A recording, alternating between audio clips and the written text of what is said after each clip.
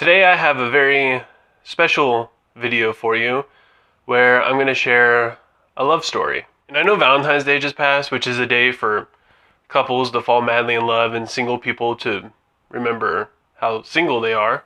But I feel like if you're single, after this video, you'll probably feel better about your life. And this video is titled, Sex with My Car, My Strange Addiction. That's right, a man who's in a serious relationship with his car. I don't even know if I'm ready to watch this, to be honest with you. This is going to be a tough one. And you guys do not want to know the rabbit hole I had to go down in order to find this thing. It was more like a dark, wet tunnel.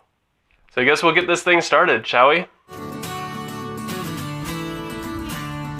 My name is Nathaniel. I'm 27 years old. And I'm in a serious relationship with my car. Morning, baby. I was going to make fun of this guy in this video, but I feel like I was the same exact way when I bought my car. I mean, not to this extreme. I probably never kissed it, but I'm sure there was a time or two when I walked outside and it was like, "What's up, baby?" Handsome man. Did he just say handsome man? Did he just assume this car's gender? Nathaniel is in a committed relationship with a car that he's named Chase. He met Chase in a resale lot about 5 years ago. He met Chase in a resale lot? That means he's Chase's rebound. He's Chase's sloppy seconds. Love you, baby. It was love at first sight.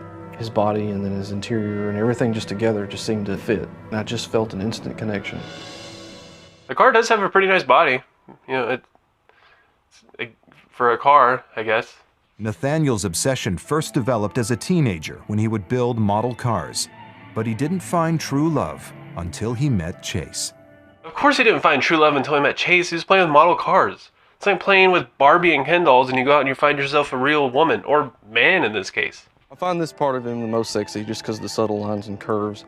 I'll give him a kiss here and just kind of caress him down the side. Kiss him and rub him down the side? You probably shouldn't be doing this out in public, or at least not in a place where your neighbors could see you. My initial reaction was, I was kind of shocked. It was kind of weird because it was just hard to understand. Honestly, I don't know why I feel the way I do, but I just absolutely love Chase. We always have such a good time together. He likes a lot of the same music I do. We have a favorite song. It's Can't Fight This Feeling by REO Speedwagon. Can't Fight This Feeling is probably the worst song for this guy in this car because he should be fighting every single feeling to lay under his car and kiss the bumper. The favorite date would be going to the lookout area. Just lean against him a little and just be with him mainly. Love you. But Nathaniel's relationship with Chase goes beyond dates and presents. We have our times when we get sexual. What? Does that feel good? You're a handsome man. Love you, baby. Does that feel good? You're a handsome man. What? Love you. And across his hood and do little things like that and kind of press up against him and rub against him like that.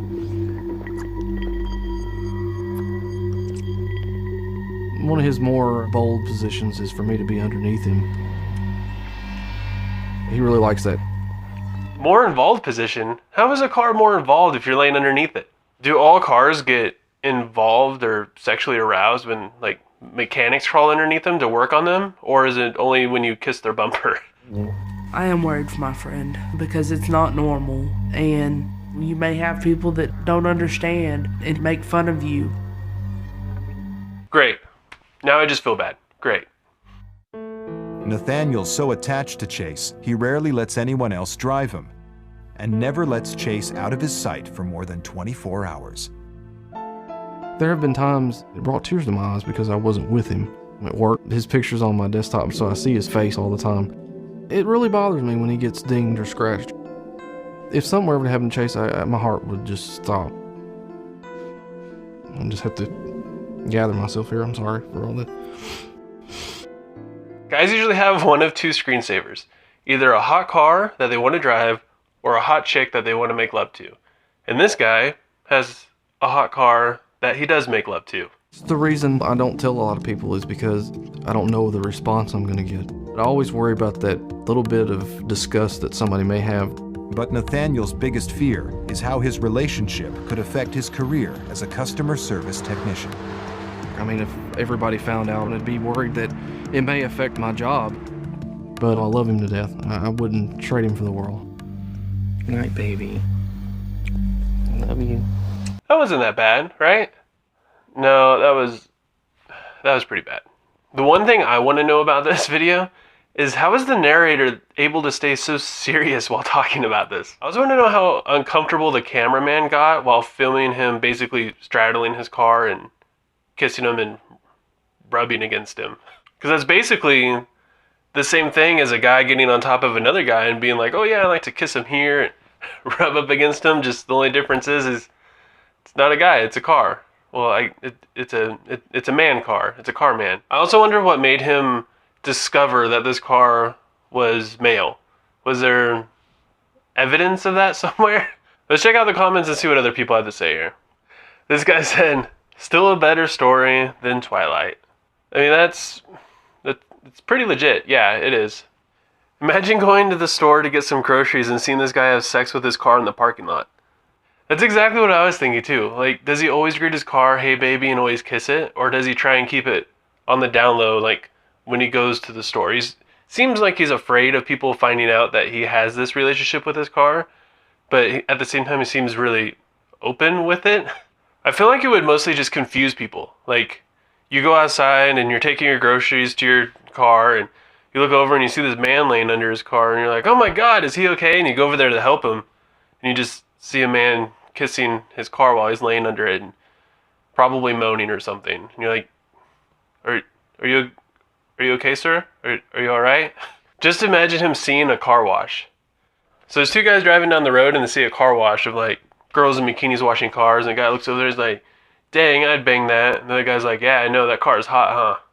I know I just got done poking fun at this guy for the past 4 minutes, but I really do feel bad for this guy because this is a disease or some kind of weird like mental thing, and this is his reality. But I mean, at least he found the love of his life, right?